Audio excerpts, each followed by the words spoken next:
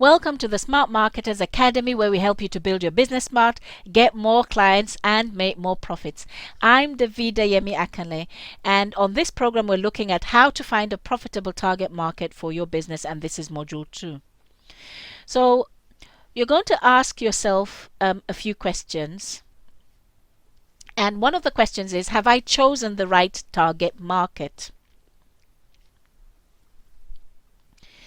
Is my market a good match for helping me fulfill my personal goals and business aspiration? There's no point in choosing a market that will not help you fulfill your goals and business aspirations. Now, I've done that before, I must be honest. And what I realized was I ended up going back to the market that I was more in congruence with.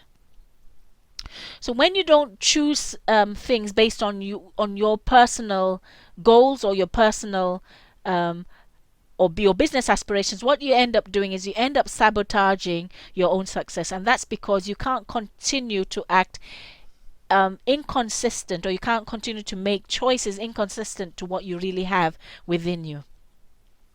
People live their lives from inside out. If you make decisions on the outside that do not resonate with what you have on the inside, you'll end up sabotaging whatever decisions you have made. So think about that carefully. Make sure that the target market that you're choosing would help you fulfill your personal and business goals. Think about the lifestyle that you want to have.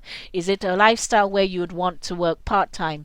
Is it a lifestyle where you want to work from home? So if you're thinking about working that way, you need to think about the target market that would resonate with. Let's look at viability. You need to ask yourself this question: is the market I'm working with viable? Now let's look at the issue about the return on your investment. You need to choose a market that will give you the best return on your investment of time and resources. Not every target market, as we've seen, does that. Some markets will give you a better return on your investments. Some markets are more responsive to what you have to offer. So that's why you need to look into the motivation of your market. You need to know them intimately before you choose to do business with them, or before you develop your products and services. You need to know them, not just know them by identifying them. You need to key into their decision-making process, into their thought process, into their emotions. You need to get to know them at that level. Now, when you're choosing a target market, you need to make sure that it's an audience that can easily be reached and found. Now, there's some markets, there's some types of businesses that you could venture in, and the cost of reaching them is just not the cost of reaching them so high that it makes doing business with that market not possible. It makes it impossible for you to do business with such a market.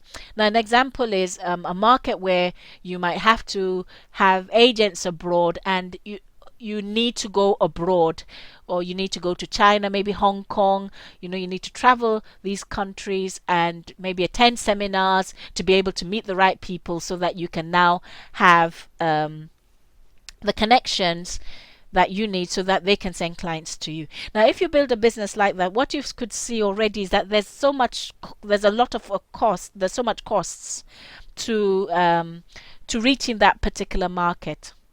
You may know where they are, but the cost of reaching them is too high for you as a solo entrepreneur. Unless you have if you have a lot of money to do that, then that might be a viable market for you, but it's worth the consideration. Can this audience be easily reached and found? Now let's talk about fulfillment. This is so key, like I've mentioned earlier. You need to be fulfilled working with the target market. You need to enjoy working with that target market. It has to be a target market that you would be able to get your best results with. You need to be able to give them your best. You're not just working just because you're working. Because it's a business that you're building, people will know that. So if you do not give your whole heart to what you're doing, people know that. So it has to be a business or a target market that you're fulfilled working with. Now let's have a quick look at the problem with everyone. Now I'm not sure if you've come across this before, but what it is that when you ask people who their target market is, sometimes what you hear is everyone. Now I hear that from a lot of budding entrepreneurs, maybe people, or they could be authors. They come approach me saying, oh, could you please market my book, could you please share my book with the people that you know, or could you please help me secure maybe a speaking engagement. Then I ask them, who's your target market? Then they say everyone. you know that makes it difficult, because if they tell me everyone is their target market, where would I start? So as a small business owner, you need to make sure that your target market is not everyone. Now, having everyone as a target market is not even a good idea if you have a lot of money to spend. It's if you have a lot of money to spend, even the big companies, what you find is that they also have their target markets, because even though they might have a lot of money, but the opportunities or the market is much bigger than the money that they have. It's much bigger than the resources that they have. So they need to focus their resources to get the best return on the investment, so that they could be sustainable and so that they can continue to go from year to year.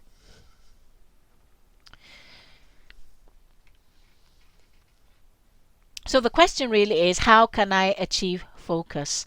Now, one way of focusing your business activities is to further segment your marketplace. So you have a bigger market, but within that market you might find groups and segments of people. So you might find clusters of people who are bound together by common things. For instance, let's look at the business market. Let's say I'm a business coach and my target market is entrepreneurs in general. Now, within that market, you'll find women entrepreneurs, you'd find working business women who are mums who are running businesses. You'd find young entrepreneurs. You'll find coaches. You'll find accountants. You'll find lawyers.